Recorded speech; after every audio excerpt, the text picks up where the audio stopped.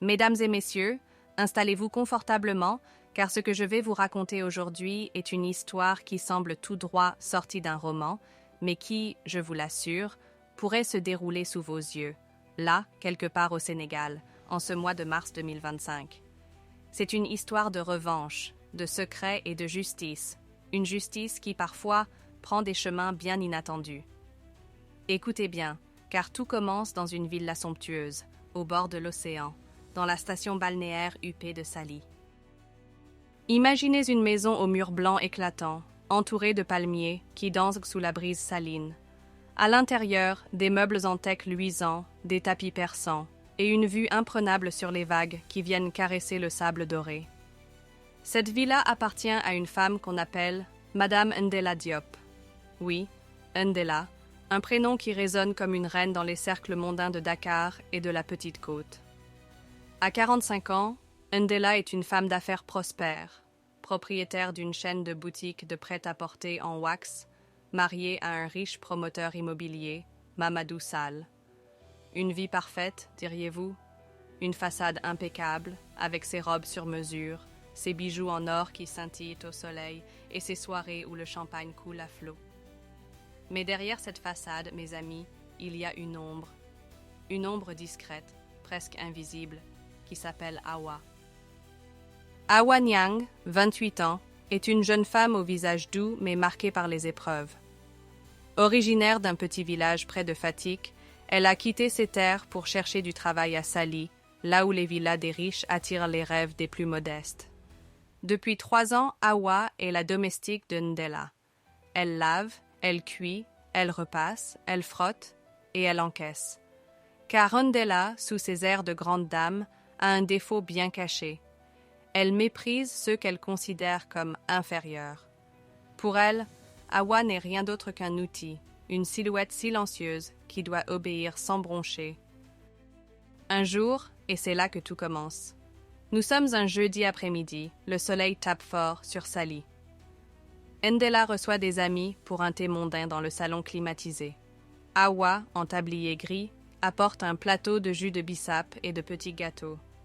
Elle avance prudemment, ses pas légers sur le carrelage, quand Ndella, d'un geste théâtral, lance à ses invités « Vous savez, mesdames, il faut toujours surveiller ces filles de village. L'autre jour, j'ai retrouvé une tache sur ma robe préférée. Une tache? Avec ce que je la paye, c'est inadmissible. » Les rires fusent, stridents, cruels. Awa baisse les yeux, ses mains tremblent légèrement autour du plateau, mais elle ne dit rien. Elle pose les verres, recule et disparaît dans la cuisine. Mais au fond d'elle, quelque chose se brise. Ce n'est pas la première fois. Oh non! Ndella a l'habitude de ces petites piques, de ces humiliations publiques. Awa, tu sens la sueur, va te laver avant de servir. Ou encore, si tu avais étudié, tu ne serais pas là à nettoyer mes toilettes. Chaque mot est une aiguille qui s'enfonce un peu plus dans le cœur d'Awa. Mais ce jour-là, alors qu'elle essuie une larme dans l'ombre de la cuisine, elle murmure à voix basse « Ça suffit. Oui, mes amis, ça suffit. » Et c'est là que naît une idée, une petite graine de révolte dans l'esprit de cette femme qu'on croyait brisée. Quelques jours plus tard, un incident va tout précipiter. Ndella organise une grande fête pour l'anniversaire de son mari, Mamadou. Une soirée somptueuse avec des invités triés sur le volet, des hommes d'affaires, des politiciens locaux, des femmes en boubou flamboyants. Awa est réquisitionnée pour travailler jusqu'à l'aube, sans un merci, bien sûr. Vers minuit, alors qu'elle apporte une pile d'assiettes sales à la cuisine, elle passe près de la véranda. Et là, dans la pénombre, elle voit quelque chose qui la fige sur place. Ndella, sa patronne si fière, si arrogante, est enlacée avec un homme. Et cet homme n'est pas Mamadou. C'est un inconnu, un type en costume sombre, qui murmure à son oreille en riant. Awa retient son souffle, son cœur bat à tout rompre. Elle recule, mais Ndella ne l'a pas vu. Pas encore. Le lendemain, alors qu'elle balaie le salon, Awa repense à cette scène. Et si elle pouvait prouver ce qu'elle a vu? Et si elle pouvait renverser la table, elle, la petite domestique sans voix? Dans un coin de sa tête, un plan commence à germer. Elle sort son vieux téléphone, un modèle basique qu'elle a acheté d'occasion au marché de Hambourg, et vérifie la caméra. L'image est floue, mais ça fera l'affaire. Awa ne sait pas encore jusqu'où cette idée l'amènera, mais une chose est sûre, elle ne sera plus jamais la même. Mesdames et messieurs, reprenons notre histoire là où nous l'avons laissée, dans cette villa fastueuse de Sally, où le vent de l'océan semble murmurer des secrets inavouables. Vous vous souvenez d'Awa, cette domestique discrète, humiliée jour après jour par sa patronne, la redoutable Ndella Diop? Eh bien, la voilà désormais armée d'une arme redoutable, un secret. Oui, elle a surpris Ndella dans les bras d'un inconnu, une nuit de fête, et dans son esprit, une idée germe, une idée folle, dangereuse, mais irrésistible. Écoutez bien, car ce qui suit est une danse sur le fil du rasoir, où chaque pas pourrait être le dernier. Nous sommes maintenant une semaine après cette fameuse soirée d'anniversaire. Ndella, toujours aussi hautaine, parade dans sa villa, ignorant qu'une tempête se prépare sous son propre toit. Awa, elle, a décidé de ne plus être une victime. Elle sait que le mystérieux amant de Ndella revient souvent. Elle l'a vu, furtivement, dans une Mercedes noire garée près de la plage, tard le soir. Mais comment prouver cette liaison? Comment transformer ce qu'elle a vu en une arme capable de faire tomber la reine de Sally? La réponse est simple, mes amis. Son téléphone. Ce petit appareil usé avec son écran fissuré devient son allié. Un soir, alors que Ndella donne des ordres secs, « Awa, dépêche-toi avec le linge, tu traînes comme une tortue !» Awa remarque une opportunité. Ndella annonce qu'elle sort pour affaires et demande à Awa de rester tard pour nettoyer la cuisine. Mais Awa n'est pas dupe. Elle a vu cette lueur dans les yeux de sa patronne, cette impatience mal dissimulée. Alors, quand Ndella quitte la villa dans une robe rouge flamboyante, Awa agit. Elle éteint les lumières de la cuisine, attrape son téléphone et se glisse dehors, dans l'ombre des palmiers. Le cœur battant, elle suit Ndella à distance. La nuit est chaude, l'air salé colle à sa peau. Ndella s'arrête près d'un petit bar discret, à 2 pas de la plage. Et là, il est là, l'homme en costume sombre, un verre de whisky à la main, un sourire charmeur aux lèvres. Awa se cache derrière un muret, tremble, mais tient son téléphone fermement. Elle zoome tant bien que mal. L'image est floue, mais on distingue les silhouettes. Ndella rit, se penche vers lui, et un baiser. Awa appuie sur enregistrer. 10 secondes, 20 secondes, une minute entière de preuves accablantes. Elle murmure pour elle-même « Je te tiens ». Mais, mes amis, la vengeance est un plat qui se cuisine avec prudence. Le lendemain, Awa rejoue la vidéo dans sa petite chambre au fond de la villa. Le son est faible, les visages un peu troubles, mais c'est suffisant. Elle pourrait aller voir Mamadou, le mari de Ndella, ou même la police. Mais non, Awa veut plus. Elle veut que Ndella ressente l'humiliation qu'elle lui a infligée devant tout le monde, et l'occasion parfaite se présente bientôt. Ndella annonce une grande fête dans 2 jours, une soirée pour célébrer l'ouverture d'une nouvelle boutique à Dakar. Une 50aine d'invités sont attendus, des notables, des amis riches, des curieux avides de potins. Awa sait que c'est là qu'elle frappera. Elle passe des heures à réfléchir, à planifier. Elle n'a pas d'ordinateur, pas de projecteur, mais elle a une idée.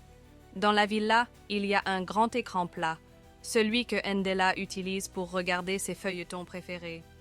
Et Awa connaît le garçon qui livre les courses, un jeune malin nommé Sheikh, qui bidouille des gadgets électroniques pour quelques francs CFA. Elle le convainc de l'aider. « Branche mon téléphone à l'écran, je te paye avec mes économies. » Sheikh, intrigué, accepte sans poser trop de questions. Le jour J arrive. La villa brille de 1000 feux. Les invités affluent dans leurs boubous et costumes impeccables. Awa, en tablier, sert des plateaux de pastel et de jus de gingembre, un sourire discret sur les lèvres.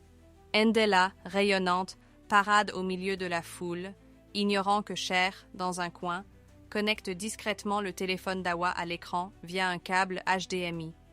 Tout est prêt. Mais alors qu'Awa s'apprête à lancer son plan, un imprévu surgit. Mamadou, le mari, la surprend près de la télé. « Qu'est-ce que tu fais là ?» demande-t-il, suspicieux. Hawa bredouille. Son cœur s'affole. Va-t-il tout faire échouer avant même que la vérité n'éclate? Mesdames et messieurs, nous voici au cœur de la tempête, dans cette villa éclatante de Sally, où la soirée bat son plein et où Hawa, notre héroïne silencieuse, tient son destin entre ses mains tremblantes. Vous vous souvenez? Elle a tout préparé. Une vidéo compromettante, un écran géant, un plan audacieux pour faire tomber Ndella, sa patronne tyrannique. Mais au dernier moment, Mamadou, le mari de Ndella, la surprise près de la télévision, l'œil méfiant, la voix tranchante. « Qu'est-ce que tu fais là ?» Le temps s'est figé, mes amis, et nous avons laissé Hawa au bord du précipice. Alors, que va-t-il se passer? Accrochez-vous, car la vérité, comme un feu d'artifice, va illuminer la nuit, et tout réduire en cendres. Hawa, le souffle court, sent la panique monter. Mamadou la fixe, imposant dans son boubou bleu nuit, un verre de champagne à la main. Les invités rient et dansent à quelques mètres, inconscients du drame qui se joue. Je vérifiais la télé, monsieur, balbutie-t-elle, son téléphone caché derrière son dos.